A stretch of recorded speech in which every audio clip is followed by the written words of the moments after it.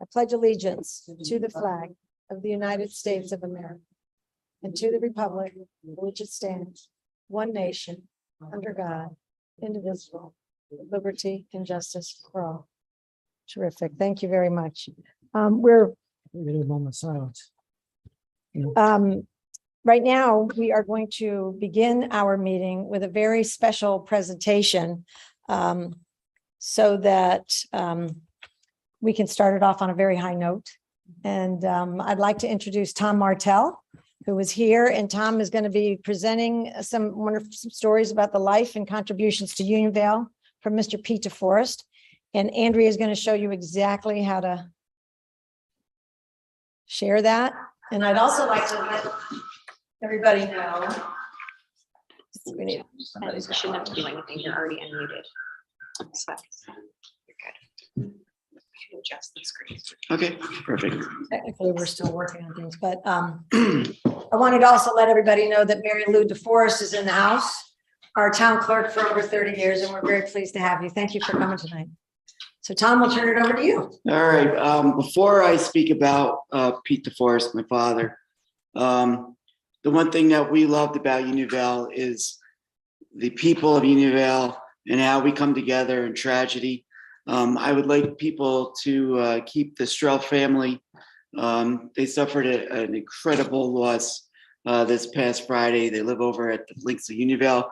Their father is, Jack's father is the superintendent of the golf course, and they are really struggling. And the support and love that has come from our community and the surrounding communities for this family is just incredible. I've been there several times over the last few days, and they just want us to reach out to you guys to say thank you. They can't get through this without all the love and support, and that's what makes Unionvale so special. So please keep them in your thoughts and prayers. All right. As I was watching Elfrida, kind of brought back some memories. So I'll get on because we have a long history with Elfrida. And if I think of Unionvale, I think of Elfrida. So, all right. On behalf of the DeForest family, I would like to take the opportunity to thank the town board for letting us come in and speak about Pete DeForest. We are grateful to all the people who have helped shape the town of Unionvale and to all those who will guide the town of Unionvale in the future. The residents of Unionvale have had an enormous impact on the DeForest family. They were there for us on our best days and helped pick us up on some of our worst days. The town of Unionvale has been such an integral part of our family. Many of our conversations at family functions revolved around what was going on in the town. My parents, Pete and Mary Lou DeForest, have over 50 years of service to the town of Unionvale combined. Pete DeForest passed away on August 20th of this year at the age of 89. To understand who Pete DeForest was, you must start from the beginning of his life, which set the course for his love of community and his dedication to family and hard work. Pete was born on his family homestead on Route 55, which straddles both Beekman and the town of Unionvale. Pete lived his entire life within a mile from where he was born and raised. Pete attended a one-room schoolhouse that was on North Parliament Road. He went to Arlington High School, which was in Poughkeepsie. His teacher at the one-room schoolhouse was Catherine Vale Wisman. His teacher just happened to be the sister of the brothers of the Vale family, the dairy farm on East Knox Road. That farm was Ken Ray Farm. It was also known as the Vale Farm. At the ripe old age of 10 years old, Pete began his love of farming and hard work. Pete worked full-time for the Vale family for over 50 years. Pete started at 4 a.m. every day and would go well past sundown. The milking operation stopped in November of 1993. Pete continued to help his dear friend Ray Vale with field work until about 5 years ago. Pete's true love was his wife, Mary Lou, and his 7 children. Pete and Mary Lou were married for 69 years. In their very small house, they took care of their children, cared for aging family members and took in countless foster children. One of those foster children they took in and adopted was me. Pete and Mary Lou were active in their church. They were both 4-H leaders. They helped guide many young people through the years. Pete had a calling to serve his community. And in 1965, his desire to help the community. Pete held the following positions in the town of Unionville: constable, planning board, town councilman, town supervisor, highway superintendent. He even was the dog catcher for a time. One of the positions he did not hold was town clerk. We know who the town clerk was for 30 years. Pete and Mary Lou, along with others, started the Oktoberfest at Time War. They both belonged to the Unionville Historical Society. They helped with the Unionville Historical Museum at Time War. Pete loved Unionville, the beautiful farms, the rolling hills, the mountains, the streams, the ponds. The views from Unionville are breathtaking. Pete would say there's nowhere in the world he'd rather be than here in Unionville. But what Pete loved the most about Unionville was the people of Unionville. He always wanted to give his best for them. Pete loved to talk to people, and there wasn't a person he wouldn't talk to. Pete came from a generation where people would sit down and talk. They would stop by the house or the barn or have conversations. People were just as passionate about our town back then as they are today. Pete would never take credit for any good things that he had done and was willing to listen to constructive criticism. Pete would always stress that he was just one member and that every decision was made with the intent to make our town a better place. In the 70s and 80s, many of the farms in Unionville were beginning to go out of business or changed their business model. Names like Freihofers, Andrews, Ryans, Wistmans, Connors, Wackenheimers, Parliaments, Bruskels, Ricks, just to name a few, were beginning to change. These folks were some of the main characters and families that made up Unionville. The question was, what was going to happen to these farms and large parcels of land? Pete, as town supervisor, working with the town board, helped write zoning laws that would help keep Unionville rural and attempt to meet the needs of the landowners and allow for thoughtful and planned growth in our town. Another project that Pete was involved with is when the Connors made a generous donation of their dairy farm to the town of Unionville. That gift was Time War Park. As a member of the board, they would help transform this dairy farm into one of the most beautiful town parks in the world. The board would lay the foundation and begin converting the barns and fields into useful recreational space for the community to use while preserving the natural beauty of Time War Park. It was that foundation that was started by that board, and the preceding town boards have kept and made Time War Park an even better place to enjoy. Another project Pete was involved with was bringing Cablevision to the town. Now, at that time, this was high-tech stuff.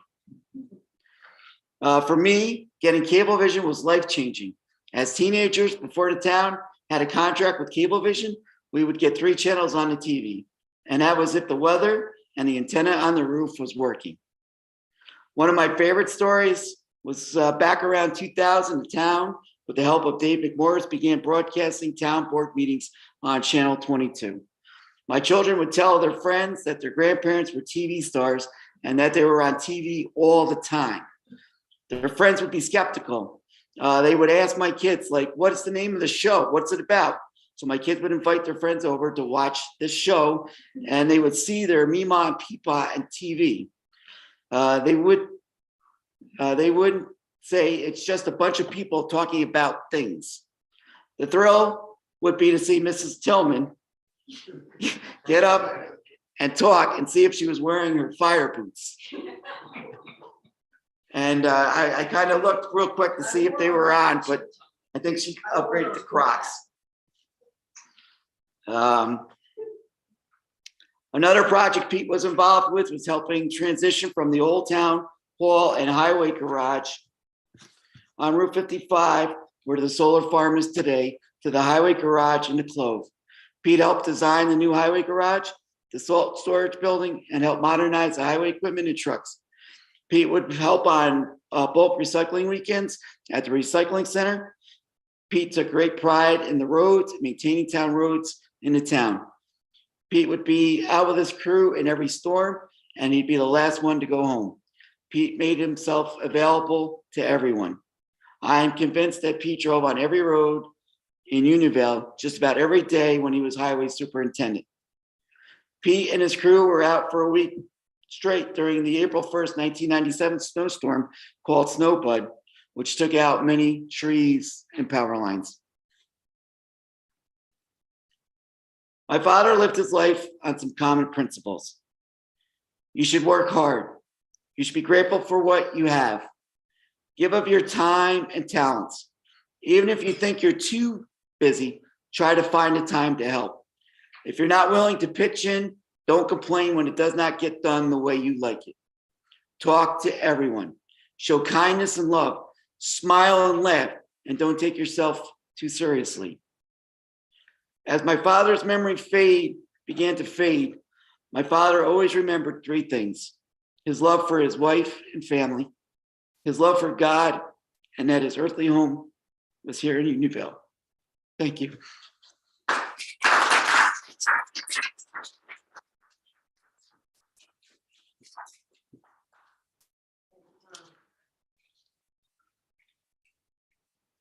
No, we're going to rearrange. We have a resolution at the end of the meeting that we're going to, so because you've been to so many budget meetings, we assume that you didn't want to stick around for this whole thing. But we're going to read the resolution that has to do with your father and your husband. We're going to read that now, and then you can stay or go, whatever you want. That was wonderful. Thank you. Thank you. Councilman Welsh, will you read Sure. the resolution, please? Thank you. Resolution 37-22, authorizing acceptance of gifts from private donors to pay for a bench in Timor Park in honor of John Peter DeForest, June 11th, 1933 till August 20th, 2022. Whereas private donors have generously provided restricted funds in the amount of $2,815 to purchase a new bench in honor of John Peter DeForest to be placed in Timor Park at his family's request. And whereas Pete DeForest, who was born in Beekman but lived in Unionville for most of his entire life, worked simultaneously as a farmer and a dedicated public servant. And whereas as a public servant, Peter DeForest served the town of Unionville as a constable, town councilman, town supervisor, and highway superintendent, in addition to his most prestigious and important role serving as town clerk, Mary Lou DeForest's loving husband for 69 years, living the fullest life imaginable, surrounded by his children, grandchildren, great-grandchildren, nieces, nephews, and siblings. Now therefore be resolved that the town board of the town of Unionville gratefully accepts these generous gifts from many admirers of Peter John DeForest and will be honored to place a bench in Timor Park engraved with his name as a permanent reminder of who he was and what he gave to his community.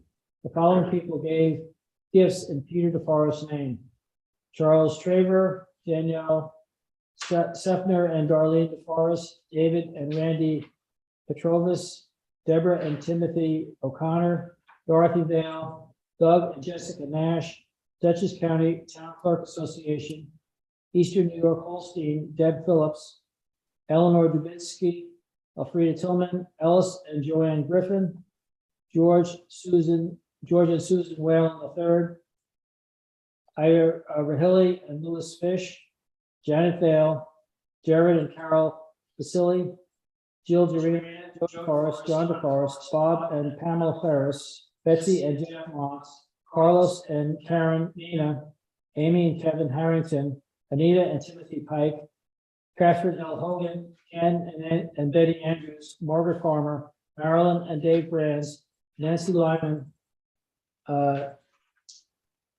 Nathaniel and Peter Klepp, Maureen Ryan, Patrick and Catherine Riley, Raymond Jurina, Robert Johnson Jr., Robert Manston, Sam Jermon Jr., Sharon Lewis, Sharon Peterson, Stephanie DeMatti, Susan Anthony, Damon, Susan Niffen, Teresa and John Sheehan Farmer, William and Kathy Meyer.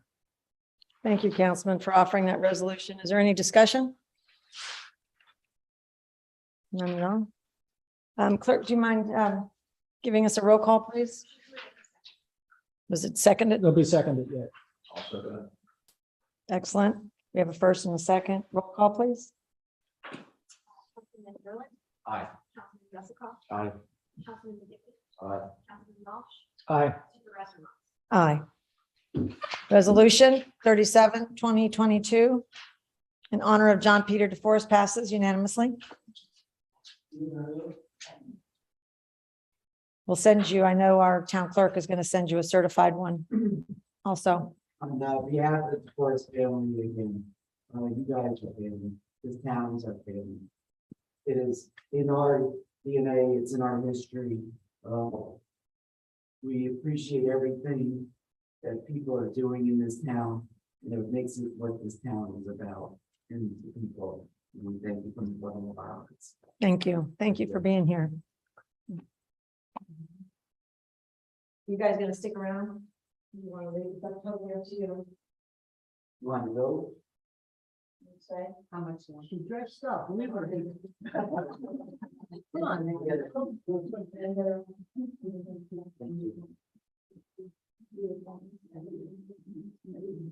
Mary Lee, you want to stay and do minutes? You want to stay and do the minutes? Yeah, do the minutes. She taught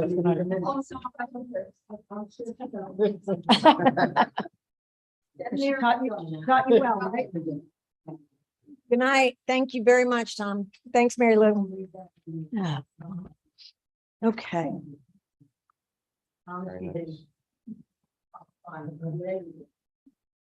Okay, first, we'd like to approve the minutes for August 17th and September 17th. If someone would So moved. move that in a second. Awesome. All in favor, say aye. Aye. All right, the minutes are approved.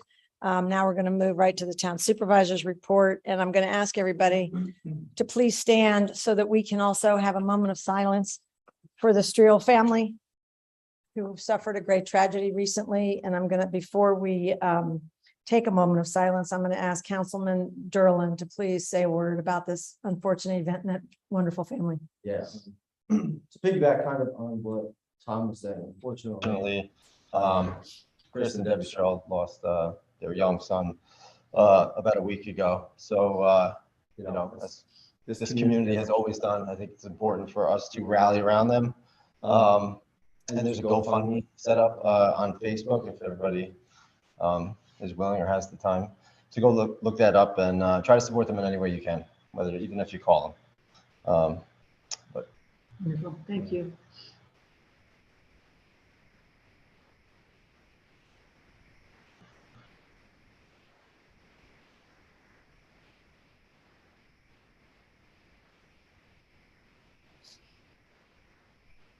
Okay. Thank you very much. You had a tough couple of months in Unionville. And Matt Wapchenak is home.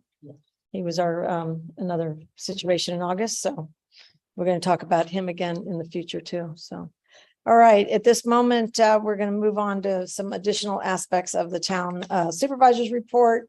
We're going to go through the budget presentation. First, I wanted to point out to everybody that the donation by the Mary Jean Calvi and her sister and her brother has arrived at Town Hall. And if you walk out, you can see this beautiful piece of granite in honor of, in remembrance of 9/11. And it's right underneath the flagpole. And that's where her family wanted it. Her Mary Jean's sister is a nun, and she thought it would be nice people coming and going out of Town Hall could see it and again, keep the memory of 9/11 alive. I think it looks great there. You know, if there's a better place, we can propose it to them, but it looks lovely. And we're just happy it's here. Thank you to Jake Gosnell and the Parks gentlemen. They went down, picked it up. It was heavy and brought it and put it there. So it's great to have it. Also, this is a little off topic, but I wanted Mr. Katie. Oh, I think I mentioned it to you that we have been notified that our FEMA check is arriving. Great. And in the last meeting, I believe I said, according to the minutes, that it would be around 20,000, and we were very excited. And it turns out it's going to be 51,000. So they're giving us back a larger amount than we actually thought. So that's good. It worked. All those weeks and months paid off. So that's a good news. And that's 100% highway money. So thank you for all that. Thank you. Well, we all, While we're on the highway, could I just mention one thing? yes, please There do. was a truck fire today and unfortunately, a whole truckload of recyclable materials were on fire and had to be dumped out onto the road on North Parliament. And a big reason it got cleaned up quickly and safely because Ed came and took care of things. So Ed, thank you very much for coming to the rescue. Great. Ed, you really do a fabulous job, so it's much appreciated. That's great. That's wonderful. Thank you. And it was the fire, everything's taken care of or? Yeah, we took fire out, but thanks to Ed, it got cleaned up quickly and Ah. least disturbance to the residents. For clarification, it's not a town truck. Okay. Absolutely not. Even better. Boy, that's nice. Okay, as far as some updates go, I have some correspondence. We've done the minutes. From a correspondence standpoint, we have two notices I want to make sure everybody hears. One is that Ag and Markets has sent us our municipal shelter inspection report.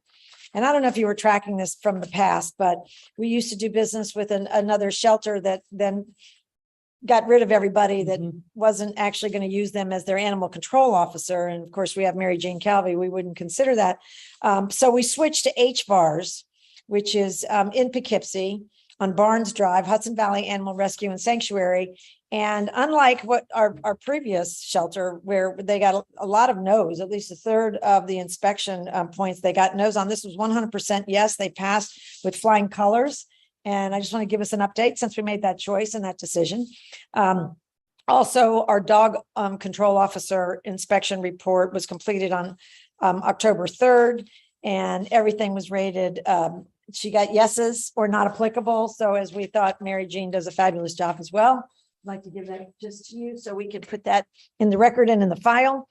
As far as monthly financials, we are at 108%. We're 8% over our goal for cash in for the month, and we're at 97%. So we're 3% below our expenditures for the month. So, you know, we're still holding our own. I'm going to talk more about 2023 soon. For clarification purposes, Mrs. Tillman, Yes, ma'am. we have cash balances. The general fund and all of the things having to do with the town fund, we have a balance of $3,014,347. That includes the ARPA money and money that we have invested, everything. The highway checking, savings, money market, the highway reserve, and it has a total of all things highway or 541,256. Some of that will be taken care of between now and the end of the year.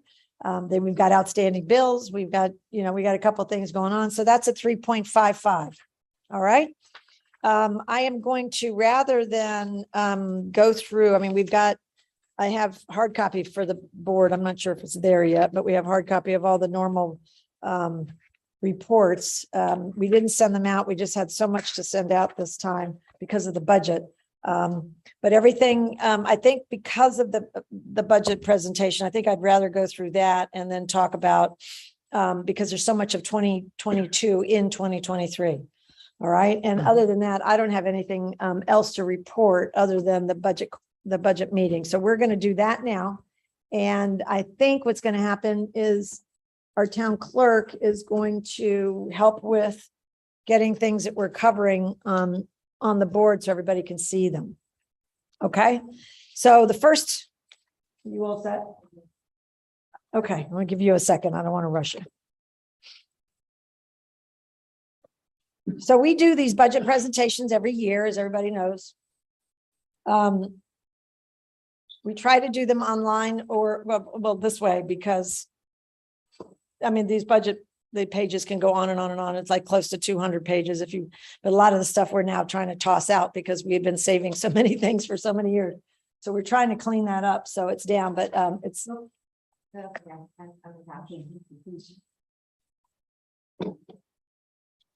you want your table? Yeah. Here. Do you need the plug or you want to leave it like that? Oh, we could have used that one over there. fine. I won't. All right, bear with us for a minute.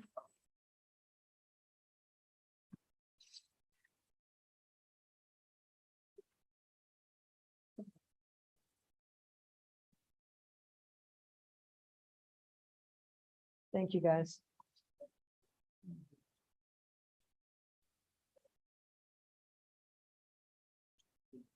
Hey Jake, thanks for doing such a nice cleanup job on the cemetery over on East Knoxon.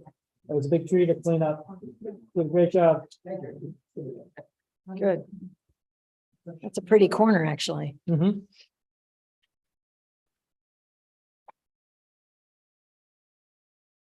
Um,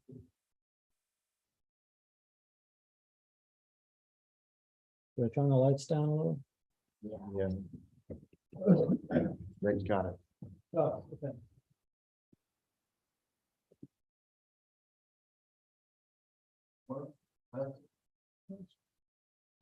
doesn't matter to me.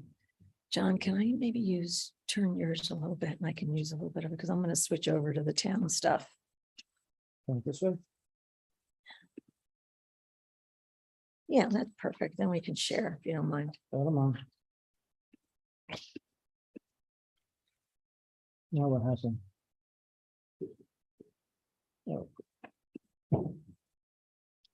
I don't know what that is doing. Everybody getting the same Zoom notice, Andrea? I don't know. That's her screen. Not our screen. Yeah. That's her screen share. oh, okay. That's what we do.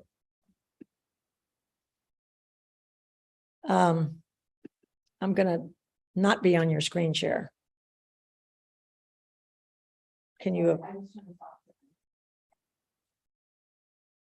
And then can you eliminate me from your screen share?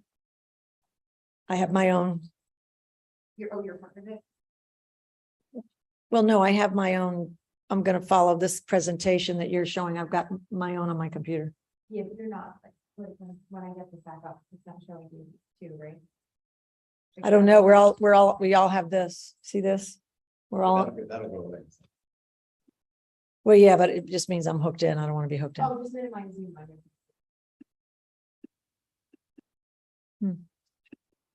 Try. Just on the first page would be fine. It's not.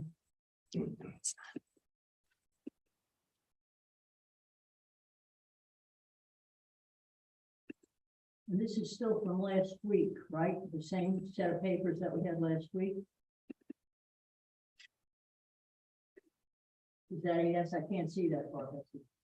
Yeah, yeah. Just No. could you bear with me for a minute? Yes, the answer is yes, but hang on.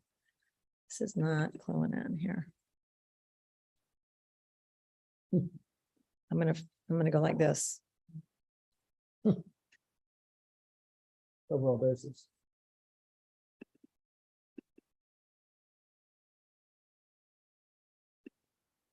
So Andrea, okay, I just don't, Sorry, I'm gonna be behind. I think something that you're doing is hooking into my computer. I just want to get off.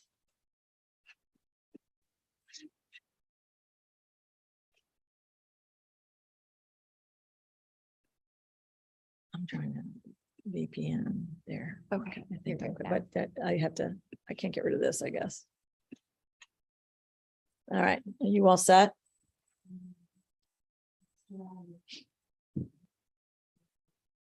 Well, I can get started because I think most everybody, you need to back up to page 1 though, if you don't mind. Was that in page 1? Okay, so let me go through the budget notes and then we'll go back. Everybody should have a copy of the budget notes. This is, I mean, this is a commentary. It gets adjusted as we go, but this ends up in the final budget. In 2023, the property taxes are projected to increase by $36,792. This budget is $38,797 under the tax cap for 2023. The total tax levy is $1.9 million. The general fund is $1,095,000 and the highway fund is $832,000.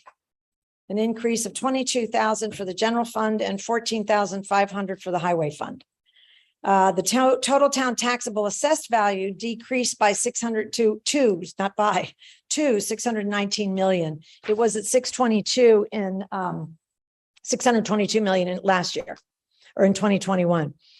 The town revenues are projected to increase by 4.4% versus a projected 11% in 2022. So you can see we've reduced our revenue assumptions based on the changing environment. In 2023, the projected revenues of 1,493,793. The general fund is 1.295 million. Out of that, no, this is revenues, not the tax levy. In the general fund, and we're expecting 198,744 in the highway fund. Now, this is important to distinguish between the revenues and the property taxes. The levy, our projected general fund revenues are greater than the general fund tax levy.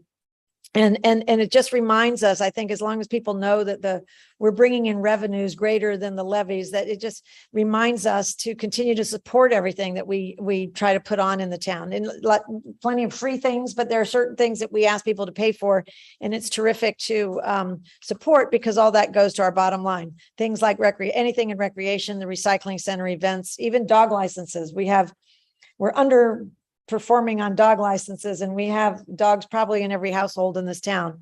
The highway fund revenues are higher in part due to an increase in state aid, which we'll see in the numbers. The CHIPS funding went up, which was terrific. And I want to remind people, because these are notices in other towns. I hear supervisors talking about the way that they make things come together. We don't use fund balance to pay our expenses. So we're not taking ever from savings to cover operating costs. We are fortunate, and then we can watch our expenses and work hard to increase revenue. We've got some departments that do a very good job. And all our departments do a good job, but some actually bring revenue into the town. And that enables us to have a proper fund balance to fall back on in case of a disaster, or to fund larger projects without debt. As far as capital projects, this will answer your question, Elfrida. We have funds targeted for larger capital projects and emergencies. We put $1,668,000 in a capital projects fund, and that includes remaining funds from the American Rescue Plan, the ARPA, which is $467,397. And I say remaining because it's a little bit less than what we were given by ARPA, because last year we took $6,000 out of that to pay COVID hardship pay to the justices who had a horrific time during COVID and were here a lot more and had to take on all their own billing and all their own things because they couldn't get any help. So they were given COVID hardship money. So what's left is $467,397. Now, these funds have been put aside, and we've been saving these monies for the last four years in order to prepare us and to complete future work on the Furnace Pond Dam when we have that plan outlined. All right, so that started our big savings, and everything has gotten bigger because we realized how expensive snowplow trucks are or other things. So we've been saving every year. In 2022 to 2023, the approved capital projects, one would be the emergency new roof for the highway equipment garage, $148,424. Recycling center attendance booth of $12,000 that was approved. And it started out at $30,000, but luckily we have Councilman Gusikoff, who's working with Mr. Gosnell, our parks manager, and they do a fabulous job. They're going to customize it, and instead of 30, it's down to 12, which we're very appreciative of. Air conditioning condenser for town halls, $5,710. Water filter tank, another emergency. It sprung a leak, and then the size of that pinhole started to become the size of a quarter. We had to order a water filter tank for the pool just recently, $33,000 plus whatever the installation is. That's in order to make sure that it's here in time for next summer. We know we need a new roof at the 8 Timeware Park Road, the senior center complex, and our upcoming library space. So the board earlier pledged the $440. We got a quote. We knew it was going to be at least $350, but that was before all the price increases. So we came up with a number at a reasonable percentage, and at this point it's $440. We can adjust that if we need to. We approved recently a new vinyl plank for the center hall and town hall, which is $16,000. We approved gutters on the Long Barn, 3,900, which will help that building, and that will be all the way around. And a new pickup truck for the Parks Department. On state bid, it was 40,897. So that totals 699,931. That leaves 968,493. So those are the approved capital projects that we've been getting many quotes for and grappling with. And there's some still a few things on an item on a list that we're working through and trying to get quotes for. And then those things will be brought to the table to discuss. Now in 2022, where we are now, the year to date, I think it's really interesting for people to recognize this. We're over our budget expectations in several different areas. So interest and earnings, we had a low number because we weren't sure what the market was going to do, what the interest rates were going to do a year ago. So we've earned $13,930 and $1,499 in highway. The first was in the general fund, of course. So that's up 1,300%. Our summer camp did a fabulous job. Their results, they were up 132% of the budget expectations. Facility rentals, another fantastic job by Stephanie Doherty. She runs that for us, 207%. They were up versus expectations. Concessions, 136%. We had a huge year at the pool. Not only were the pool fees up, their performance was 155%, but not only that, they've done a fabulous job with swimming lessons for families. And we also have a swimming team that rents the pool out. I mean, it's just been a much more well-utilized facility for everybody, and their results are showing it. Building permits up 103% in a very challenging year. George Kolb outperformed what he was expecting to do.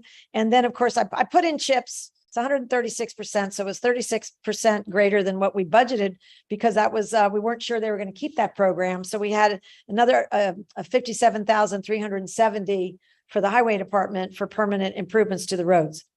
Now, as far as projected losses, year to date, expenses that are over their budget limits, we don't really have any, because basically we do have one. Parks equipment appears to be over 347%, but that's because they had this lemon diesel truck that we finally auctioned off, and the profit that we gained at the auction actually covered that department's budget, but we keep those revenues in a different line, so it doesn't look like it. But so that loss was erased. And the pool contractual expenses, they still made a big profit because, of course, their revenue was high. But they're as far as if you just looked at the expense line, they were 15% over budget, and those were due to the increases in the price of chlorine, which is also part of the, obviously the pool budget. It's maintenance and swimming lessons. It's everything. Now, as far as 2023, the projected expenditures include the following standouts. One, the library expenditures. Now this I want to talk about. We put $112,500 in the budget for 2023. The full operating budget will go into place in 2024. And this is important because when we did our preliminary plan and outline for everybody, I believe it was in July, so what we assumed the library budget would be like, and we went through all those numbers with everybody. I've also been having a lot of discussions with, experts and accounting folks as to how the proper way of handling this. And one of the things they cautioned me on, which was we don't want to fully fund a library in 2023 when the library hasn't got chartered yet. I mean, we still have to hire, there's some processes that have to take place. And so we funded it, not quite half, but just about half. And that will mean that they can go use that money to go through the process of getting the space ready, which is the senior center on the first floor. So we can put that in as a way to get chartered earlier and hire the director and do all the things that they need to do. And then there'll be a full year next year. We assume that we'll be very hopeful we're going to get chartered. They're getting ready to get their trustee training. I was with them in a meeting last night. They are a fine group of really excited, motivated, smart people. And I think I'm very excited about the prospects. So the library budget increased, but the full budget, it'll double again for 2024. Now, other projected expenditures in 2023, which I've discussed with all the department heads and everybody's aware of, energy expenses. We've increased our budget 53%. So we went from 49 to 75. And this is another reason why you have a fund balance from time to time if you do have an emergency where these prices continue to do what they're doing now. But right now the department heads felt like that was a pretty good guess. Our health insurance premiums are up 5.4. So the total cost of the town is up 8.4. That probably means somebody new joined in, that kind of thing. So the total town costs go up or down when people leave or join. But the health insurance premiums, although they're up 5.4, I'd gotten a message. I think I repeated you gentlemen on the board a few months ago that they were going up 11%. So I was pleased that MVP did a nice job with that. The year-round employee wages went up by 3%. No elected officials were receiving increases this year. We included some merit raises and some increases because we were so far below market rates in a couple of areas, one main area. The numerous budget decreases in 2023 included the assessor's office, the engineering, and town buildings. And that was because we had a miscellaneous account with $14,000 and we took that down. So, I mean, some of this is, budgeting is to some degree guessing, you're trying to, with each department head, we're all just trying to figure out what the world's going to look like next year. And it's not so easy, but the best thing is that there will be an exciting new service offered to the residents when this library is up and running. And I think a lot of people are excited about the location. It's very unusual to be in a park and it's going to be quite special. I think our financial performance is solidly on target for 2022. I think we have a tight budget for 23 rather. And I know with inflation, energy, and our supply issues, those are still going to be our main concerns and the main concerns of the department heads, which, they'll share with me and we'll hustle around and do what we can. I think one of the best things we did this year when Jake got concerned, that truck kept going into Friendly Ford. And then, the board has been terrific. It was determined that was not going to be a truck that would ever work. And we quickly agreed, put it in auction and got $38,000 for it, which was terrific. And I think if we move quickly when we see a problem, it seems to help us immensely. So, and we have some good news coming, which in November about some new things that have been purchased too. So those are the main comments and the highlights at this point. If you can go to this page, I think this is numbered 1 on mine. I don't know what your number is. It's called summary. Yeah, I know. All that there is. It's this thick. Yeah, I think. This is the one that you say is going to drive. Oh, okay. So Just go ahead and save do that. you want me to give you this one? Yeah, just save that and then stop and not open it. Okay, bear with us 1 second. I think you know how to also get my screen sharing to go out on YouTube. Right now, it's just you guys and not my screen on the YouTube channel. I can, if we take another quick break, I apologize, but we could probably get mine on YouTube. I'm doing it directly from, Yeah, maybe just share your screen then when you go back to see the looking off of that. That will work. Because you're hosting and you're talking, so I just. let me, Yeah, do what you need to do first and then we'll. I think this is the whole thing, right, that I'm sending you on the library drive that you mentioned. And then you can help me with the next one. Let me see if I go, see.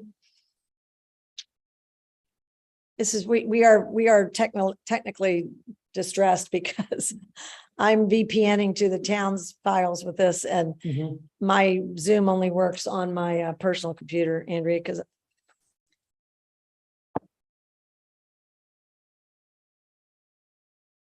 if you can get it up there, I think what we should do, Andrea, is take the computer Tom Martell used, Yeah. and we could put it on there. Oh. Yeah. Or turn it around and have everybody look at the screen. But I think they have the same materials at home. I don't know if they want to see. I think that. Oh, I see what you're saying. Yeah, let's do that now. Okay.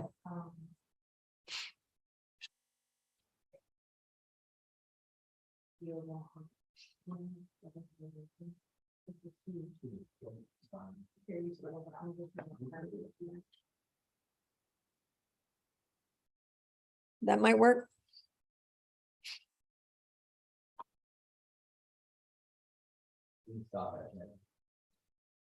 So for people that are at home that are interested in this, they can just get the budget off the website. It's there and they can follow. And you know what? I'll call out the page numbers as we go.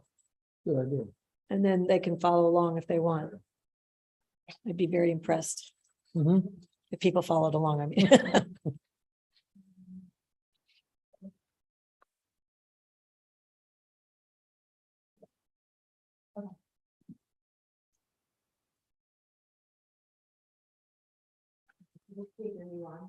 I'm going to page 1, summary of town budget for 2023. Now, this is an important page. This is the page that I look at all the time as we're going through all the budget. I wanted to explain a couple of things. The far right-hand column says the amount to be raised by taxes. I already called those out loud, but what you can see is the general fund is $1,095,000 and then the highway fund is $832. And if we add, I'm going from right to left, the amount to be raised, and if we add the CHIPS money, and then there is a little bit of money because I think Ed's got something he's going to sell that will bring in $4,000 or something. So the highway department will have $1,031,333 this year. It's the first time it's been over $1 million in a long time. And I know that Ed, if it's ever been on over $1 million, I'm not really sure. Not since I've been paying attention, but maybe before, I don't know. But anyway, it's a good number. And I know that our highway department will put it to good use. So that's an important thing to note. Now, for me, I mean, the fire district is in here, but they do their own budget because they're a district, as you all know. So that's part of the town. And we have a special district, which is the drainage district over at Burbank Meadows. They pay $2,650 to have the drainage take care of, but people should understand that that's not part of our levy because that is supported by the 10 houses that are in that group, in that area. So you're not covering those costs. You do cover fire, of course. But if you go all the way down, the important thing that I want to show everybody, the very last line on the page, and then we're going to go. So on the very last line on the page, what you see is the total general and highway tax is increased by $36,792, which is 1.9%. It's slightly less than 2%. And I think that's important because people get very nervous about this. We are for the 5 years that I have been involved, we went down and then we went flat 4 years in a row. And there are increasing costs in certain areas. But I also think that we've managed the budget well so that this isn't it's 1.9%. Is a small number. Now, if you go to page 2, Andrea, nobody has this at home because we did this today.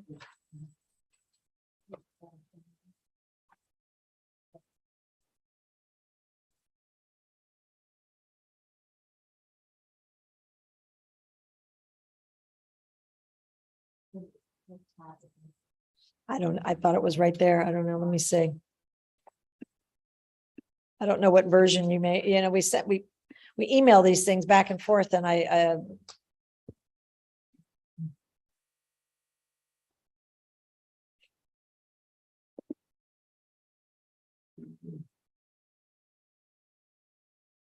don't even know if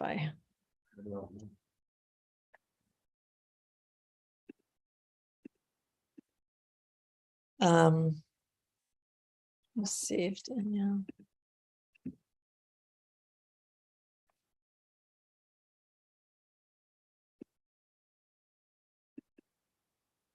Just want to see if it's in this one. Yeah, okay, it's in this one. Andrea, here. I'm going to save this one now. Okay. Open a new one. It should arrive, and then if you will, it's page 2.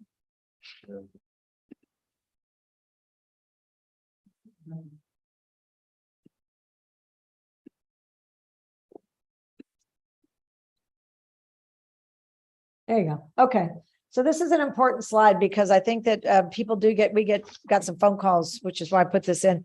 The people do get confused, and I wanted to make sure that everybody understood that on page 1, you can see that we are, it's actually even less than we put in here. That's actually quite good. So what you can see on this page is that the cost per thousand is $3.11 per thousand.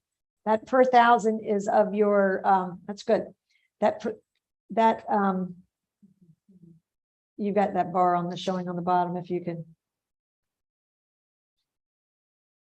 Okay, if you've got a house that's assessed at 400,000, you can divide that by 1,000 and get the number of units, 400. And in 2022, our price per thousand for the taxes was $3.04. And in 2023, it'll be 311 on here, and we thought it was 312. But look, at $3.04, you would have paid $1,216 in town taxes in 2022. This year, you're certainly going to pay a hair below this because it's $3.11, not $3.12. But this year it will be $1,248. That's your tax for this year. That's an increase of $32. So if your house is around 400,000, some people didn't know how to calculate this. I heard rumors today that people thought that taxes were going up a lot. They're really, relatively speaking, with everything that's going on and with the pre-funding part of the library, I think that's it's a good amount. If you can go to the next page, Andrea. That doesn't include the fire taxes, though, and that those numbers, right? That's just. No, just town taxes. These are town taxes. They do their own. That's a separate budget. Yeah, it's all part of the town. No, it's not. No, it's not. That's another line. It's not part of the town. Yeah, we write a check to the town. The school district taxes are not part of the town either, but you pay those too. That check goes to the town hall. And county. I Yeah. consider that part of it. But you can't, it's not. Let's be factually correct here.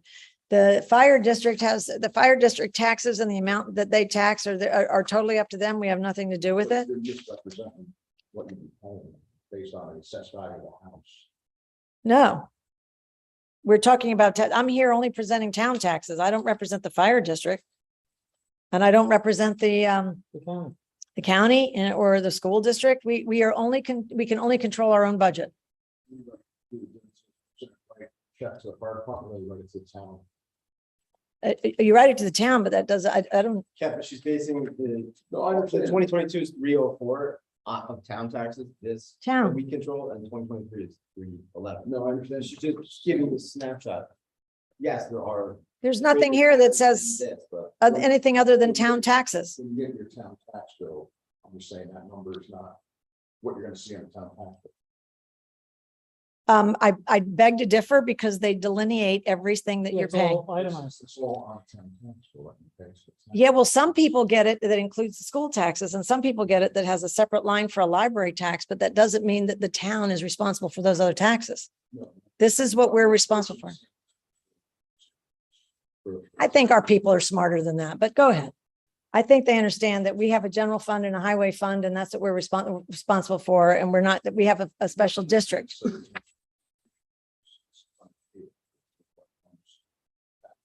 I'm not covering the school taxes either. We're not covering the county, but try to stay with us, Kevin. I mean, this is very specific.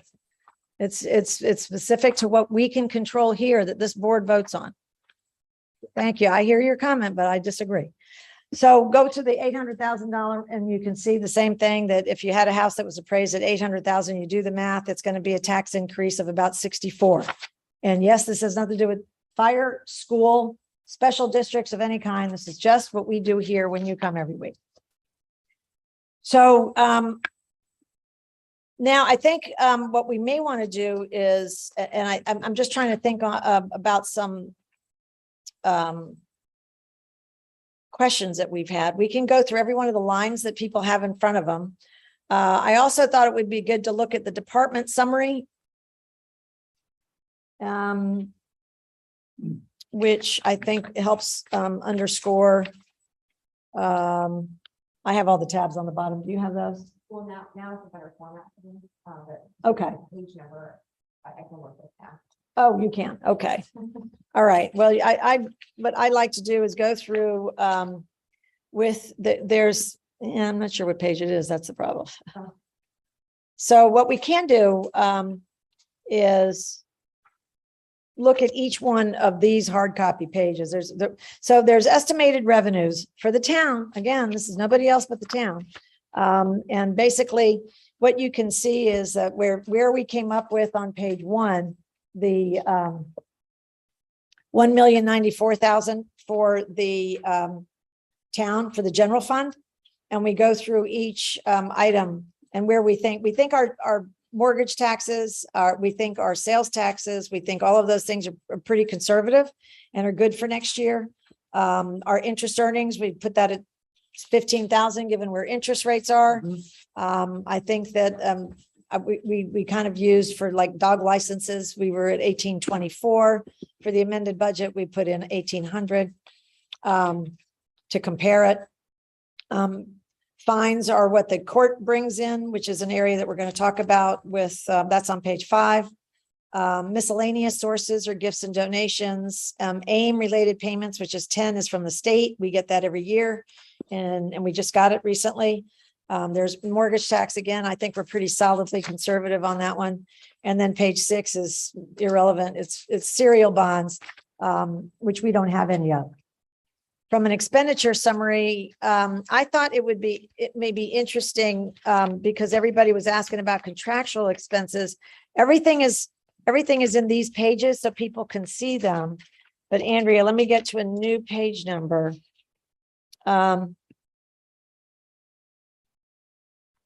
Pass all of these and go to page 30. We're going to zip around because I know people don't want to go through every one of these pages, but I think we're going to try to, I know. So, but we're going to try to hit on, Key ones, right? yeah, I think the key, this is important for people to see. We have an area of concern that we want to be aware of. So on page 30, you see departmental summary, income and expenditures. And what's listed here really, the town provides a lot of services. You there? It's departmental summary. It says 30. Third to last. Page number change. What does it say at the top? It says Departmental summary, income and expenditures. Is that it? Bring it down a little. Last page. Second. Bring it Third- down. third Andrea, to look at last. the screen. Third to last page.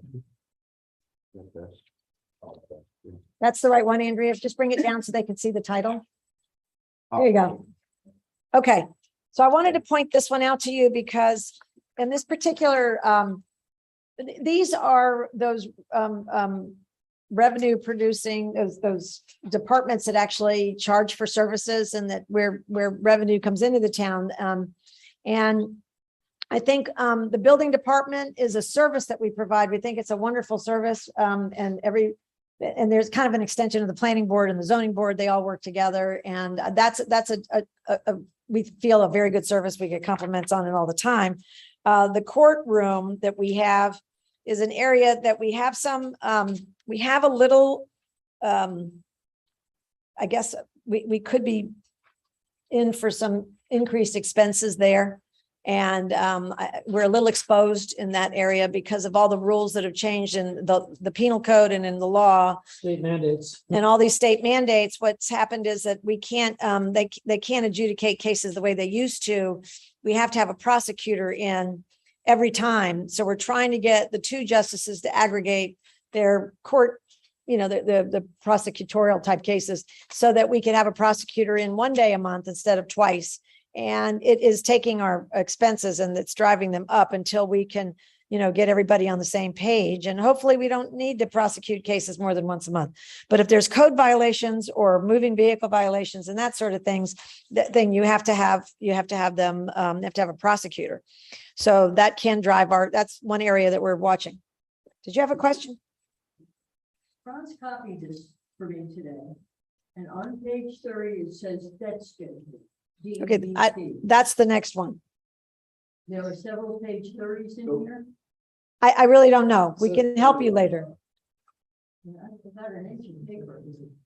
Okay, so we're going to keep going because I know this is not exciting for some people. But I did want to point out that in the parks area for Time Warren, for Godfrey Parks, as a town, we're going to spend about $250,000 is what the number I use on average to maintain those parks. And that's a cost. So, but that's what those parks cost us. And it used to be a lot more. I think we brought it down in a good way. And I think we have a great staff that maintains and keeps it beautiful.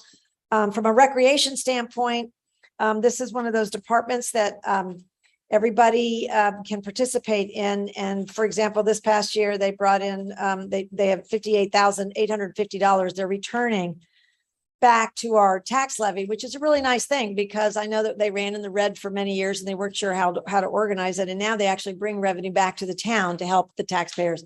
And some people used to not want outsiders coming into Time War, but now we realize that actually it helps having some outsiders come in and pay, like summer camp, they pay for things. And so it actually, we can benefit from that. So recreation is a huge area for us. The recycling center also, we encourage everybody. I mean, last year we had a huge year. They had a profit of $37,425, which they'd never done before. It's COVID related. So it won't be that big again. But as long as the recycling center can attract people, because for all those other good reasons, they're recycling things and all the environmental issues and things that they're helping with, we encourage any new resident to please sign up for the recycling center. But these are areas where revenue can go up and can also go down. The only one I think we have concern about is the courtroom. And other than that, I think everybody's on target and will do a great job. The next page is the debt schedule. Now, years ago, we had a serial bond. It was not callable, even after we had a fund balance that would have been able to handle this and get rid of all debt. It's definitely it's not callable.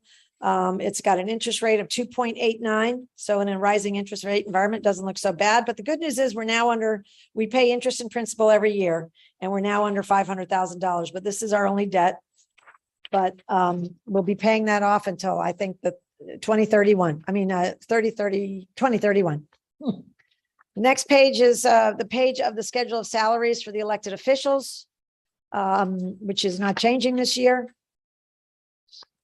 And then the only other thing I was going to cover was I thought, and I brought my extra sheet so that where I have a lot of scribbling, I want to be able to go through contractual expenditures that people were interested in. And I think most of them are, I want to answer, Glenn Morrison had a question about Central Storeroom 1660. I think that it would be helpful. Most of these, there's no difference, but I wanted to read out. So central processing, so some of the lines, some of the things that we've got in, we have the telephones were already taken care of, and you read that was last year. The video equipment that we so dearly need in here with the cameras and all that, that's been ordered. We waited a little while. The gentleman that was taking care of us had a back injury, so we just kind of put it on the back burner until he was better. So that equipment's been ordered, and that was in this year's budget. We want to add to it, so we put another $5,000 in the budget. We want to make sure we have but we are going to have wireless microphones here. So the board member that'll clean that up. We won't be using these laptops anymore because we'll have 4 cameras so that we can the podium will come back and we'll have a camera facing the podium. So when people speak, they'll know where to go. We're going to get flat screen TV so we can do this a little bit easier. And we'll have a monitor like an iPad. So the presentations will be in it, and then it'll be much smoother and it'll be much nicer. Most of it's been ordered. Anything that wasn't covered by the 21,000 in this year's budget, we put another 5 in for next year because it seems like a couple of the things that we're going to want to adjust the cameras will be additional. So that's one thing. The other things in contractual expenditures, we spend more of our money in equipment. Equipment is where every year we have audio equipment updates, which is what. That was one large bug. Did you see that? We need 2 new computers in the recreation area. We are on a system right now where 4 years ago, we brought our technology up to date. So every time a computer gets to be 5 years old, we have them check it and then we rotate it. 2 of them are back there. They're no longer hooked to the town server. They're not dangerous to anything that the town has, but people can come in and use them. Those will go down to the senior center. But most of the expenditures that we invest in, we're going to get some security upgrades in addition to the monitors and the servers for the recreation department. We're going to oh, just there, we added another 15,000 for equipment infrastructure upgrades and estimated install fees having to do with new computers, the servers they want us to upgrade, and a website upgrade.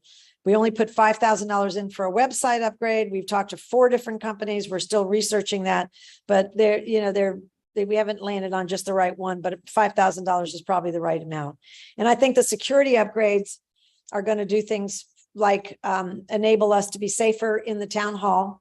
There will be, noises there's a front door and a back door, and every now and then some person walks in the back door and says hello, and we're down the hall working at 7 o'clock at night or something. It's a little odd.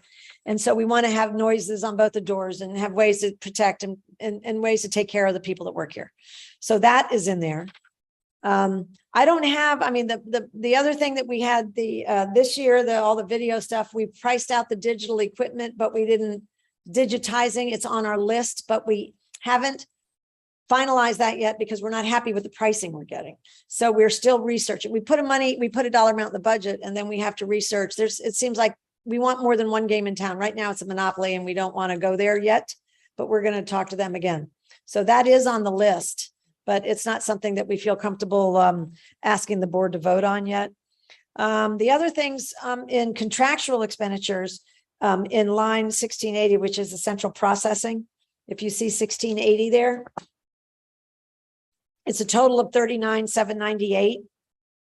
And that is internet access, new website maintenance, the Logically annual fee, and offsite storage. We have the way that the cybersecurity part is a big deal, especially now. And in cybersecurity, one of the things we do is we have servers here and we have offsite servers. Everything is saved on the offsite servers. If somebody hacks these computers, we can get everything off of the offsite servers. They're not ever kept in the same place. So we should be in really good shape because every day they're downloaded. That stuff that costs us $13,000 a year. That and all the servicing and the other things that they do for us. Mobile phones, desktop phones. This is really most of the backbone of what we try to do. The one thing that was an increase this year that you'll see in the earlier pages on the town board, we put in an extra $10,000 and then $3,000 over here because we're updating the town code. So you can see that. So that's 13,000. We just have it in 2 different lines. From an insurance standpoint, which is the next line, 1910, we're going to pay 71,000.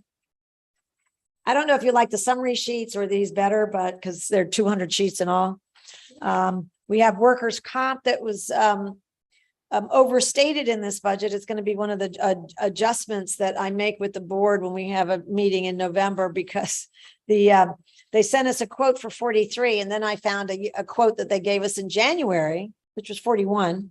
So I don't think we had time to change this before the tentative was due. So we may get a couple of $1,000 back then.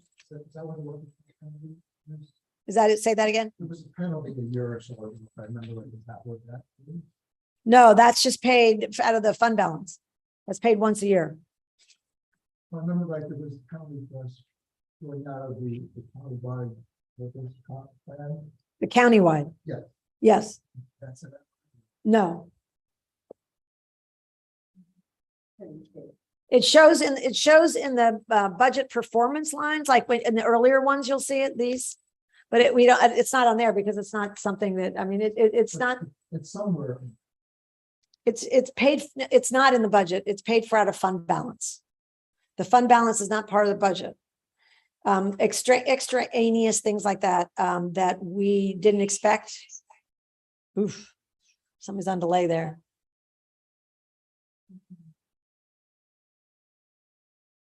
You're using your phone? Yeah. My bad. Oh, boy, sorry. Anyway, so when we had to pay that in January, we have to pay it again this coming January, and then we're done. But we had not budgeted for that. So that would come out of fund balance because it wasn't budgeted. Does anybody else have any other, is there an area that you want to talk about or go through? No, I think you covered. I like the summary sheets where you can go through and see what each department is spending. And then I like for me, it's all about this sheet. We're going to be paying $3.11 this year. We were $3.06 a couple of years ago. We're still $38,000 under the tax cap. We do have some rising costs that we're worried about. So, I think keeping a healthy fund balance it should be the mission of the town. I think it's very important because we don't know what we're going to be hit with. But all in all, this is I think it's a good budget, and I think it's taking care of the increased expenses. And because we were so tight with because we were very tight with the departments this year, we even cut out some of the extra staffing that we didn't need in recreation, and it brought some expenses down there. I feel like we absorbed the extra money from the from the library very well. And I think we'll continue to do it as long as we'll have to pay a little bit more, and then we'll have to increase our revenue. But I think it's manageable, and it's going to be a wonderful thing. Mhm. Does anybody have any other questions about contractual things?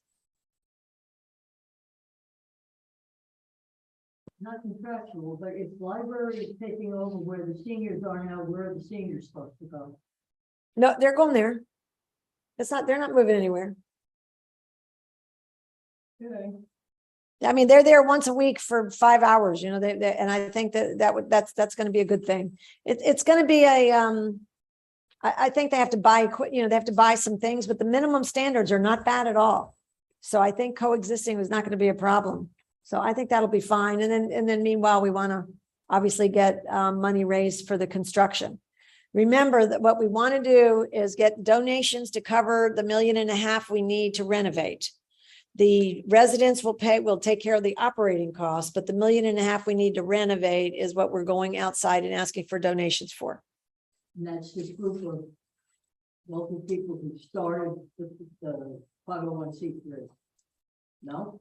Well, sort of. The 501(c)(3) is the Unionville Library Fund. By the way, we got $1,000 contribution from, what's it called? Poker. Oh, the TV show? Well, Poker Face was the TV show. I can't remember the production company, but remember when they parked all around here? Yeah, back Right. in July.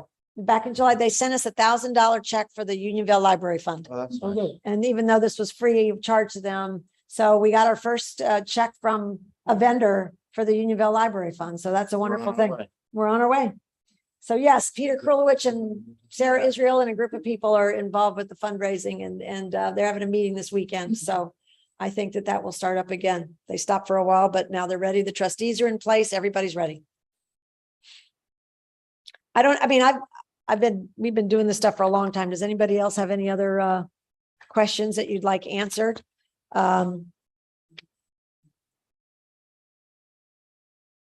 Any other questions? I've got my list of lines here. If you want us to go somewhere, we can go there. Do you have any more? Did you get all your questions answered about the? No, not really, Bessie. There's a lot of pages here. Well, The you're, numbering system here doesn't seem to match what you're talking about. So I will read this in peace and quiet, and then I will call you. Or we'll talk at the next public hearing, right? There is another public. Yes, yes, Next yes. It's not, the first week in November. November 2nd, I believe. Is it? Oh, yeah, it could be. Mhm, November 2nd. Okay, November 2nd, 2 weeks first from Wednesday. tonight. Any time to read it. Cure for insomnia, read this.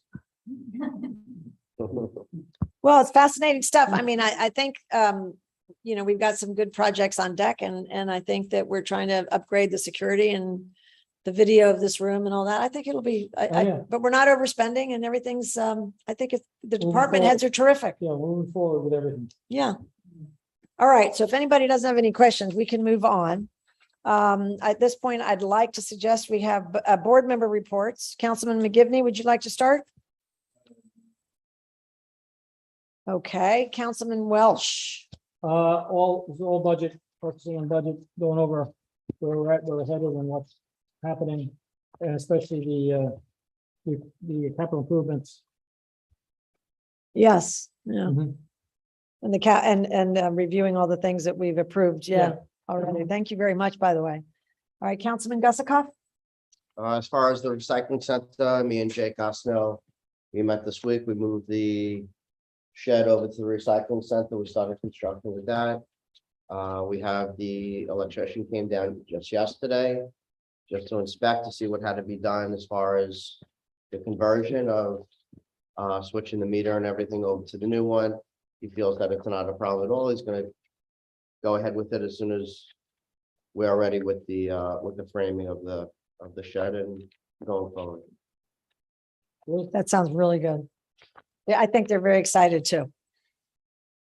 Okay, Councilman Derlin, I am all set this month.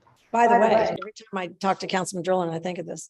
I know that we have arranged the 811 people. I've arranged, we're going to be all set. Look at it. We're going to be all set to get that flagpole up as soon as the 811 people give us the word. And I think they have a couple of weeks to get it going. So anyway, it's coming. And then we'll have a beautiful flagpole in front of the solar development, wherever we're allowed to put it. It will be lit by solar energy, and hopefully next year, maybe the CAC will reconsider and plant flowers all around it. All right. So that would be all the board member reports. Thank you very much, Town Clerk.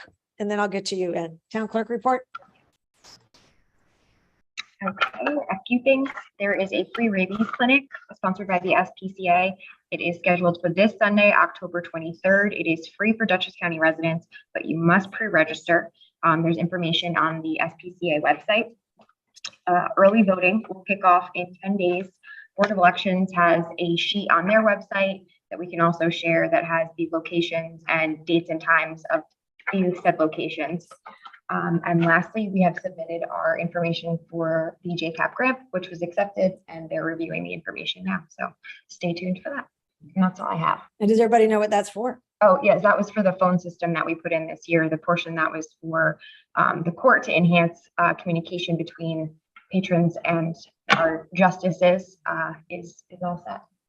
Which is great, because that's another $2,000 if we get that. Yeah. Great. Thank you so much for doing that. All right, Mr. Kading, Highway Superintendent, would you like to give a report? So we've been doing our regular day-to-day stuff, the extra stuff, we've been up to, as Mrs. Stone, I'm sure noted. Anybody know what the park says, we've shouldered, Shaughnessy Road, with our own material that we produced, 3 years ago. Oh, yeah. So we had no expense into that. All we had as far as expense was our time and our equipment. Dutchess County Soil and Water are going to go through and hydroseed the areas that we did the shoulder next week, weather permitting. We're still in the process of repairing catch basins throughout the town. We still have a lot of decaying risers and some pipes where the mortar is basically gone. So we'll take care of that. Do you want to touch on our purchases or leave that for next meeting? Well, because we haven't gotten all the information, I think the next meeting is fine. All right. Okay, stuff. If you know of anyone that has a Class B or newer or bigger license, we're looking for a man. We're down to 3 guys. We're kind of desperate for another guy. Let me know. Lastly, as you all know, this time of year, leaves are falling. The leaves on a wet blacktop makes it like ice. Please be careful. And as always, if you see something, call me and let me know. That's all I got. Excellent. Thank you, sir. And that FEMA money is coming like imminently. I just have to sign a piece of paper. I just want you to know that $51,400. Huh? Get to it. I'll Mañana. Okay, at this point, public comments on agenda items. Oh, you're going to wait until the end. Yeah. Okay. Got it. All right. All right. Seeing none, I think we'll move on to board and committee and council reports. You know, I think we need a chair, if you don't mind. Why don't we, Josh Redinger is here. He is from our Conservation Advisory Council. And if you don't mind, Put yours over there. oh, Ed, right there is fine. Oh, yeah, the computer. Yeah. Is it still on? Yeah. Wonderful. He's all set. He's all set. He's going to use the computer. Thanks, Ed. Good night. Adjust that. Thank you. Thanks. Hello, Josh Redinger. Hi, so I'm Josh Redinger from the Conservation Advisory Council. So just a couple updates to events that were presented here a couple of weeks ago. They both got delayed. So the stargazing was supposed to happen early October, and that's going to be pushed back to this weekend, Saturday night. So show up at the Time Warp parking lot at 6:30 p.m. Weather permitting. It was looking pretty decent, but now it's looking a little cloudy. So, So hopefully. do we want to put a notice on, what would you like us to do? If it gets called due to cloud cover, you want it Well, on the website? there's already a backup date on the flyer for the The 23rd. next day or something? Okay, So good. we'll have to go with it. Yeah. good. I was thinking on the way over that this is a really interesting thing. So I'm sure everybody that grew up in Unionville loves the fact that this is a rural area and you can see the stars. Almost nobody else that comes to Unionville, like me from an area anywhere else in the Northeast, sees stars like this. It's an unbelievable thing. And, Yeah. if you're not from the area, I would highly recommend going to this event because it's, that primal connection people used to have to the land where they Mhm. sat down next to a fire and looked at the stars. And, we're lucky to have that here, but most people are not. So I think Yeah. that would be great for people to come and, actually discover that great part of life. So Beautiful. again, that's October 22nd, 6:30 p.m.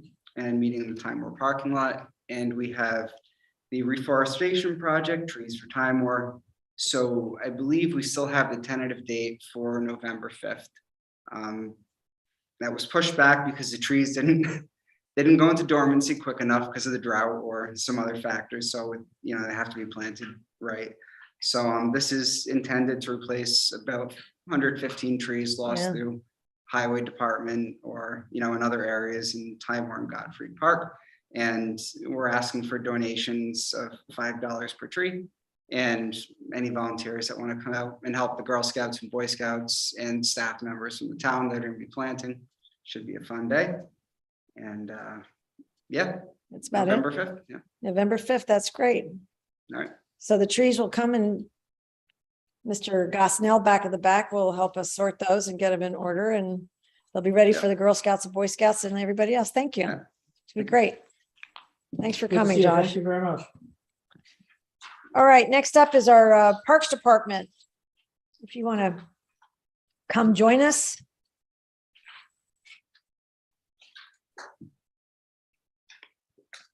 Hey, everybody. Good So, evening. past month, we've had the GAA's Gaelic Festival.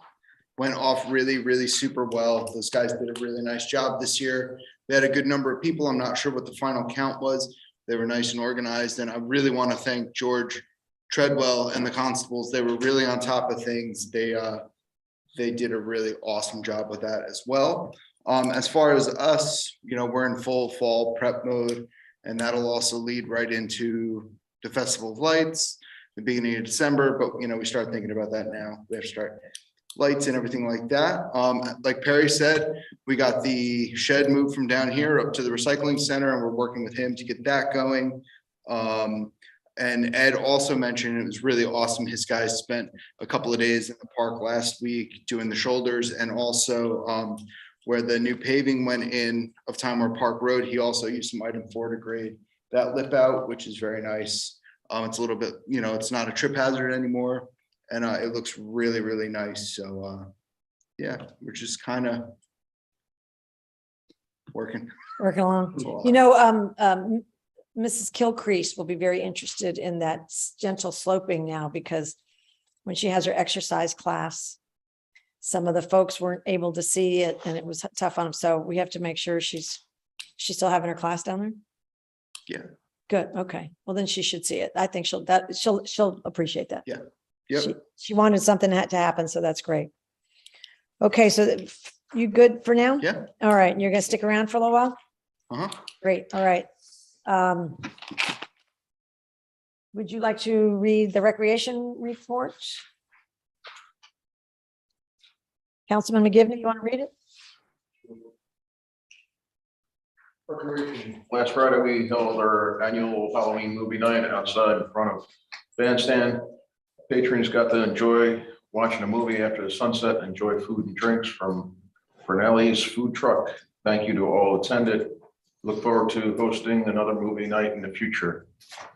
We have been running our after school program and welcome new and old friends to enjoy the park and another school year. Registration is open for multiple full and half day TGTT programs during the upcoming fall months. And seats are filling up fast. This Friday, we look forward to hosting students K through 5 at our TGTT Halloween party. We will enjoy Halloween themed games and crafts and get a chance to show off our costumes. Thank you. How about our animal control report? Want to read that? Sure. Thank you. Animal control report for September 2022. During the month of September 2022, there was 1 lost dog, 2 found dogs, and 1 wildlife call. Due to confidentiality issues, additional information can be found in the Animal Control Officer's logbook, respectively, Mary Jean Calvi. Excellent, thank you. Councilman Derlin, would you read the constable report? Sure. Constables patrolled approximately 621 miles of town roads, including all properties filling the Explorer with 23.4 gallons of gasoline. The 3 town court days total 25 cases on the docket, with 15 actual appearances and 5 cases were dismissed for failure to prosecute. The officer failed to show for court. There were no issues to report. Constables had nothing to report during patrols this month. An additional note, constables provided security at the Hudson Valley Balloon Festival and the October Festival events held in Time Warner Park. With large amounts of visitors at both events, there were no major issues to report. Excellent, thank you very much. At this point of the meeting, we are calling for new business. Old business, sorry, Furnace Pond Dam. I'll just run through these quickly because we just have some updates. But we're still waiting to do that boring test. They have not called. But I mentioned before, there's one company that has the right size, and they haven't. Our engineers trying to get us to slip in between 2 bigger jobs, and they haven't called yet to say that they're putting us on the calendar. But I know we check in with them every few days, so we will keep you posted. We're going to talk about the land use moratorium tonight. We're going to extend it again. We extend it. It's the second extension we built in for ourselves, but we only need another couple of weeks because I think the red line version of the new town code is going to be here next week. So we'll be able to read that, share it with our attorneys and everybody and all the groups and then that'll move forward and get closed up. Playground at Godfrey. We're waiting for one more design, and then the residents, everybody will get together and compare the 4 designs there were 4 they asked for. And then they'll probably come and share with us what their thoughts are, and then we'll have a great conversation about it. Library update, I already mentioned the trustees had their second meeting last night. They are signed up to get their trustee training. They've already read the handbook. They are really on top of things. They're a very smart group, and I think they're going to do an excellent job. There is a trustee reception here to meet them on the 26th from 5:30 to 7. It's kind of an open house. People can come in and go and just say hello and spend some time talking to them. There'll be very light refreshments, but it'll be a good opportunity to meet them firsthand, which is terrific. And we hope all of you will come. The board will be there to greet everybody as well as the trustees. We have Rebecca Smith Aldrich is coming from the Mid-Hudson Library System, which is terrific. And Alex, our library consultant, Alex Cohen, will be here. So there's gonna be a lot of people. It's going to be a nice library chat from 5:30 to 7 on October 26th. So I hope everybody can come and say hello to these wonderful people that you're going to enjoy. Replace town hall flooring project. We were talking about this earlier. Jake, do you mind coming up? Because this is only on old business. We already voted on this project because clearly we know we have problems with the rugs out there. And we had been told that in certain times, there's moisture, it comes and goes and all that.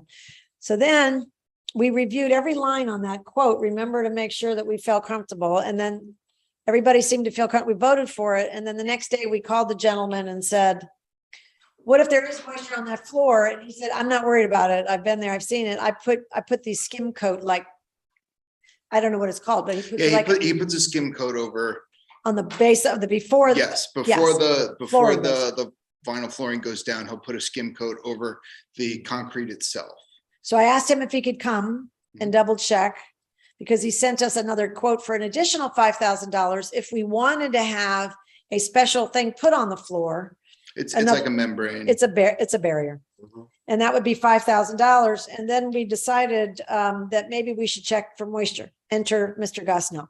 Well, so I brought in my moisture meter this morning and I prodded around the different areas throughout the hallway and stuff, and we're not reading pretty much any moisture whatsoever. So, I mean, Tony, the guy who is the installer, was like, you know, you can check it out with a moisture meter and get somebody around. He's like, I don't really want to do that, because he felt, you know, personally, He like, said that, yes. like it would look bad on him if he said, oh yeah, you know, you should spend the extra money. And if it was him telling us that. So, I mean, I did bring in a moisture meter this morning and I went around and I checked things out, and there's no, you know, Apparent moisture. apparent moisture in the carpet or anything like that. So, I mean, I don't particularly think he's wrong. And he felt like his coats. His skim coats would be fine. So Would instead be- of would spending take the care of extra that. money, he feels like, you know, we're pretty good not. Yeah. So I mean, he thinks we're good to go. And I thought it was nice that he wasn't trying to push the extra 5,000. And Yeah, I mean, absolutely. he just said, I don't think you need it. I've looked. So anyway, that was a follow-up to that meeting, because so I think we made the right decision. And I think, you know, 20 years from now, we'll know for sure, you know? So, Yeah. all right. That's all that's it. I mean, he's assured us. So, all right. Thank you, sir. You might want to wait. I mean, we're going to come back to you in a minute. She wanted to go. Oh, new business. We're looking, Ed, Superintendent Kading, I should say, has been working with Tom Harvey. They set this up back in the winter to look at the drainage on Hoofprint and if they have to make some changes there. So that analysis is going to be done this week and next week. So that's been in the works well, it hadn't started yet, but it's been on deck for 2022 in Ed's work list for a long time. North Clove Road. Now, in our work session last couple of weeks ago, we all looked at the Dutchess County has come up with some designs for if when we take possession of the rental property that they're giving us, the town board's interest was in getting that left turn from North Clove to 82 safer. Yeah. So the county has come up with some designs, 6 designs. It's like 3 with an A and a B, 3 basic with a follow-up. We looked at them last week. One of the ideas, I shared it with some of the residents, not the pictures. I haven't seen the designs yet, just some of the ideas. And they're going to talk to each other about it. And when we go back to meet with all the residents, when the playground designs come in, the residents on the green, because they're the most affected of anybody, the residents on the green, we're going to show them those drawings and have them see what the proposal is from the county, and see if they agree with some of the board members of what would be the best one, because one of them was, you know, closing off on the green. Yeah, so So- they're the ones that gotta live with it, so. Yeah, Keep so we it. thought we'd start there. Nobody's in any hurry to do the project. It wouldn't happen until next year anyway. So anyway, it's a good conversation that we'll have with them, and then we'll have it in here, and the county can come and there'll be a public hearing. There'll be a lot of information about it, but I think to get that ball rolling. And then under new business, the last one that, again, this is where Mr. Gosnell comes, but this was one of those projects we've been eyeing for a while. If you want to share that, I think. Everybody's got one of these? Yep. So it's been months now. So it was months ago now, we started talking about a new zero turn for the park. We have had one in the park. It's a Skag 52-inch with a bagger system on it. We've been using the same mower for 19 years. We are still using it. We maintain it well, but it's pretty hammered at this point, just for the fact that we put a lot of hours on it. We use it for a lot, you know, over the year, throughout the year. So you guys asked me to get prices. Some people suggested other types of mowers, and we tried exploring those options, and most places couldn't even get us mowers, and wouldn't quote them and whatnot. Brady's has state bid on, you know, but the Skag, so they came through. Obviously you can see there's multiples here, but the ones that we were interested in are the ones that I highlighted. And the total, I believe, is 12,560, 12,643. 12,643. And that is for a 52-inch to basically replace exactly what we have right now. Mhm. and put the bagger system on it and the install of the bagger system. So, And this would service exactly what you want. yeah, I mean, Well, it's exactly what we have now and it's worked super well for 19 years. So No interest in a 61. Yeah, I know. Which one is 60 inch or 61? not really. So the funny thing is we kind of explored that option, but when we really looked at what we use it for in the pool area.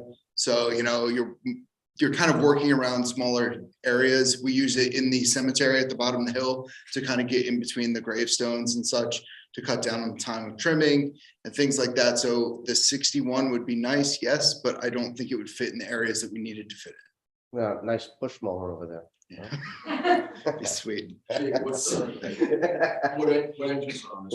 has the Kawasaki fuel injected, because they also, I guess, have a Yamaha now.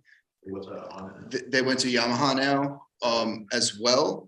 And when I asked them about it, I guess they just switched to that this season, and they were like, they're still running both. And at this point, Yeah. I would go with the one that's been in it for a long time as opposed to the brand new one. Yeah. So, yeah, so that's, it's kind of. So how where many we're at. mowers do you have? We have 2 large area mowers. Do you have a 61 anywhere else or one of the others? So they're all 52? No, we have one small one, 52 inch, and that's, I mean, it's commercial grade, but it's a small mower. And then we have an 11-foot cut Toro Groundmaster 4100, remember which that, is yeah. 12 years old. And then we have the Groundmaster 360, which is a 10-foot cut.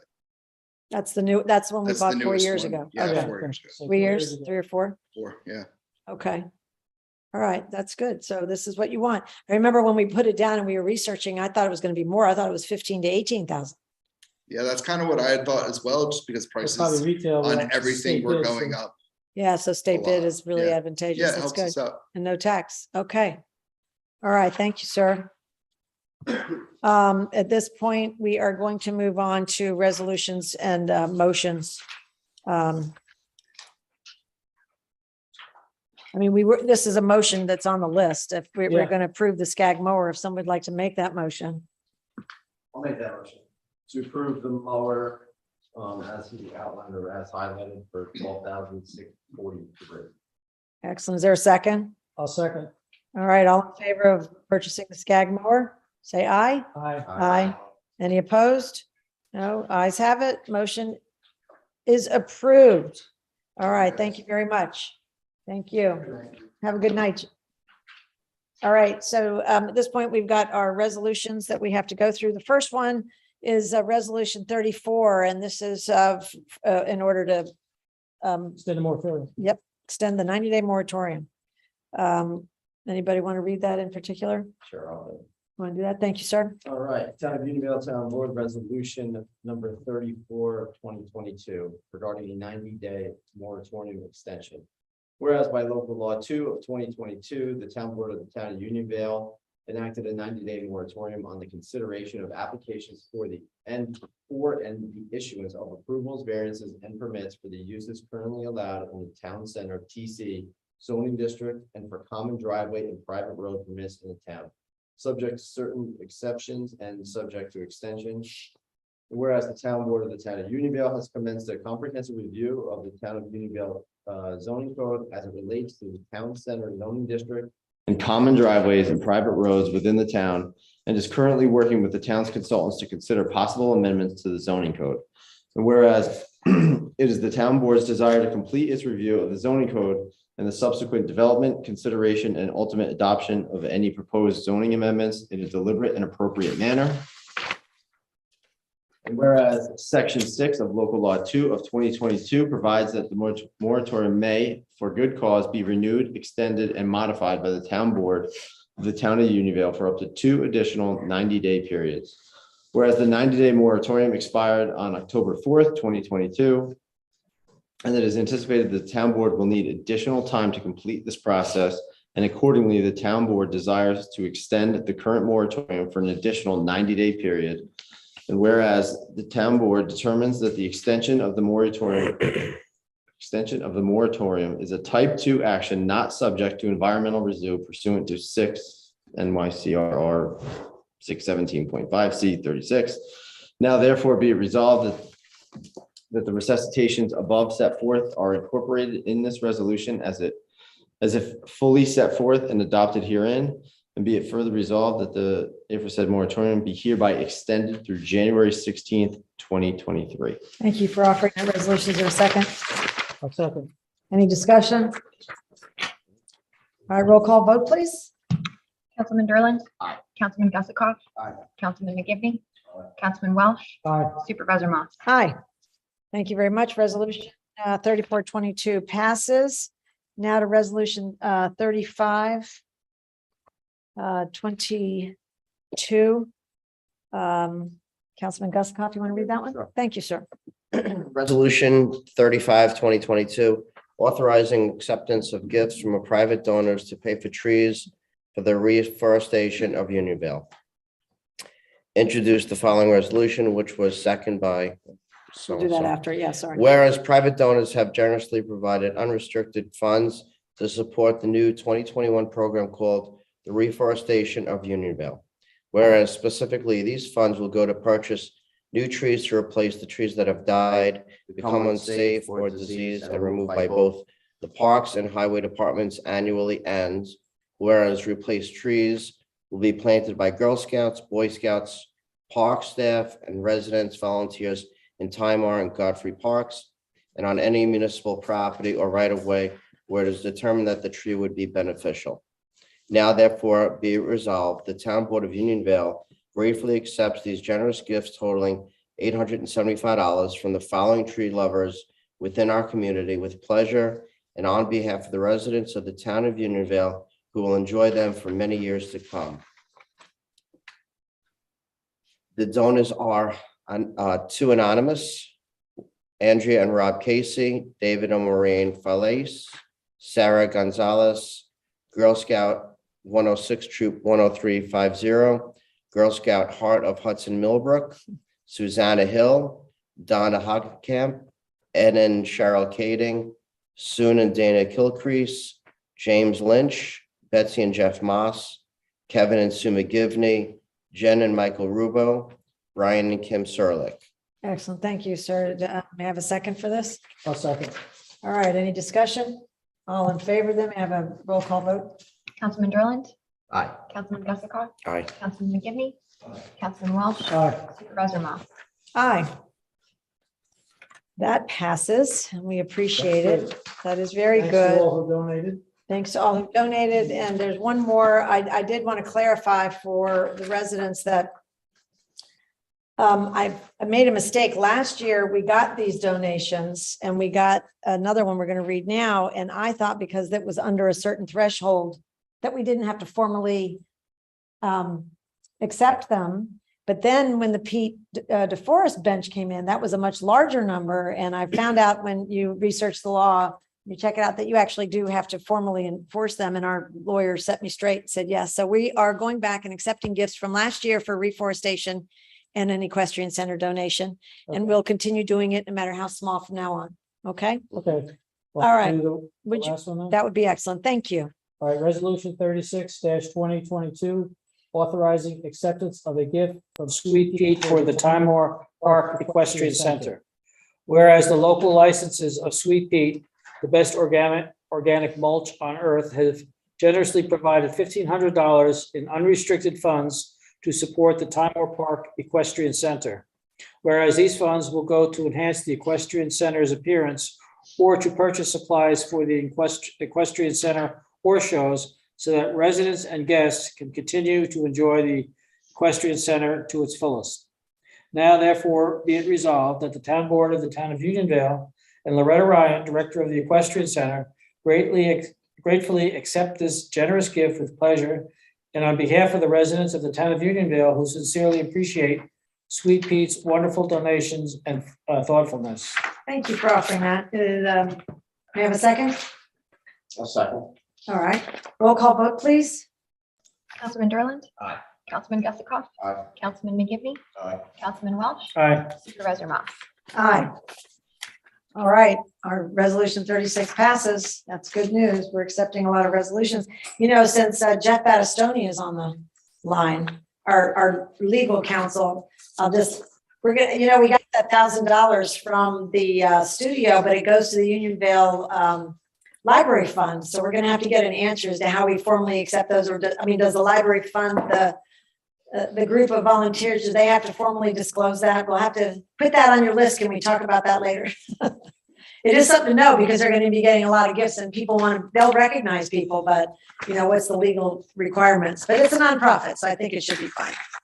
So I'm not putting you on the spot, Jeff. We'll talk later when we set everything else up. All right, if there's nothing else on the agenda, I think it's time to make a motion and approve the transfer, pay the bills and all that. So moved. Second?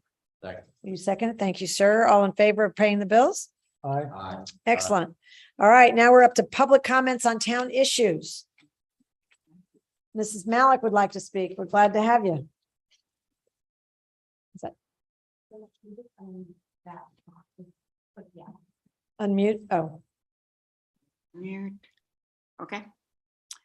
So I want to make our residents aware of a proposition that's going to be on the ballot in the forthcoming election is Proposition 1.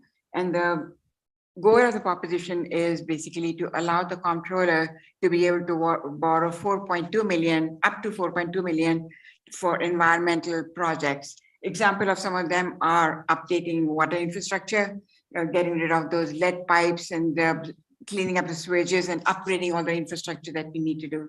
That's one of the main one. Other one is to reduce the climate risk by reforesting, maybe you could get some money to plant some more trees over here as a part of this thing, because some of the money is going to be used to do reforestation, reclaim wetlands, and improve those places where the rainwater goes, and so that it can slow down the flooding in different places.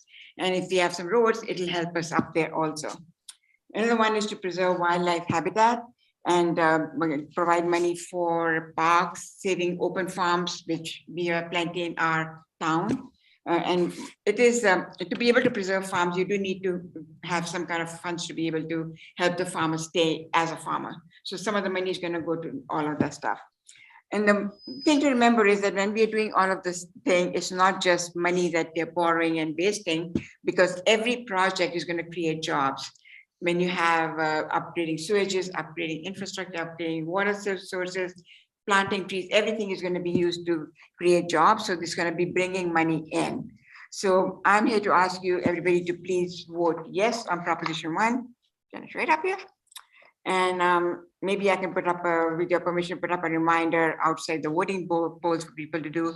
And if you want, I can also send you a copy of this to share with our citizens so they can learn more about it. Because just because I'm saying, I don't expect you to take everything in the word, but it's a good one. It's all benefit, and just vote yes. What was the beginning? The comptroller wants to borrow, or what was it? It's going to be up to 4.2 billion. We are going to be, this proposition is going to give the comptroller the permission to borrow 4.2 billion for all these projects. B with a B. B. Yes, B. Nobody deals with millions with us. Nobody deals with millions anymore. I mean, we're like passe those millions. New York is a big state. What can I say? And we have a lot of people here. We have a lot of area. People think it's just New York City, but it is a big state. Yeah, it is a big state, and it's a beautiful state. It's a beautiful state, and all the way from Long Island all the way to Adirondacks. It's we also have the Great Lakes up there for us, and the Southern Islands. It's a great place, and to be able to save the parks. I mean, a lot of the infrastructure in the parks is falling down, not just in our park, but in the other parks. It all needs to be kept up to date and improved. So we need money for that. And rather than relying on the federal government to give us something, because these are our parks, and actually, may not know it, but Adirondack Park is one of the largest state parks in the country. It's bigger than some of our national parks. Yeah. And we want to be able to save them and the Catskills and all that. Sure. So that's what this is. And like I said, please vote yes on Proposition 1. And you have to flip the ballot over. It's going to be on the back of the ballot. Okay. Okay. Okay, remember, we haven't heard that much about it, so thank you very much. I know, it's a very well-kept secret. Yeah, they're not advertising. So that's why I'm out here to tell everybody about it. Thank you. No, we appreciate it. And you are coming back next month to talk about heat pumps or whatever you want. I mean, it was heat pump. I'm going to be talking about energy independence and because that's what I have. I'm fossil fuel free. I started my journey 10 years ago. I'll just take them down the path and see how much money you can save by doing some of the stuff I've done. Yes, I'll be back in That's it. November. That's going to be excellent. We appreciate that. Okay. Good. Thank you. Thanks for being here. Okay, I think we're just about wrapped up. Before we receive a motion to adjourn, I just want to say there's a lot of information in this budget. There's a lot of information that goes into the budget. If anybody wants anything, just foil it. That way we'll have a record. Send the Clerk Casey is our foil officer, but you can, there's so much. We're trying not to print as much paper, but if you want anything, just ask for it. We'll get it to you. Okay? Anybody else have any other questions? Oh, I guess we finished with that part. None? All right. May I have a motion to adjourn? So moved. All in favor? Aye. Aye.